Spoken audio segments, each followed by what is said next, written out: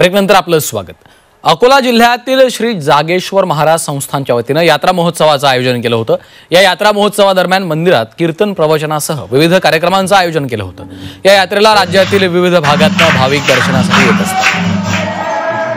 लहानपणापासून मी या ठिकाणी येतो तेव्हा मातीचे गाडगे होते आणि मातीच्या भरण्यानं वरण डाळ वाढल्या जात होती आणि पहिल्यापासून या ठिकाणी भाकरी, ज्वारीची भाकरी हा अतिशय उत्तम महाप्रसाद या ठिकाणी असतो। मिसळचं वरण, ज्वारीची भाकरी हा एकदम एक नंबर प्रसाद आहे आणि जागेश्वर भगवान हे एवढे जागृत देवता आहे की आपल्या मनामध्ये जे आपण संकल्प जाहीर करू, जे इच्छू ते सर्व मनोभावना या ठिकाणी पूर्ण होतात।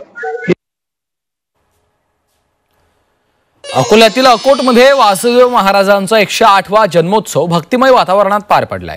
यावेळी श्रद्धा, भक्ती आणि ज्ञान अशा त्रिवेणी संगमात भाविक भक्त न्हाऊन निघाले। या सोहळ्यात 50,000च्या वर भाविक सहभागी झाले होते।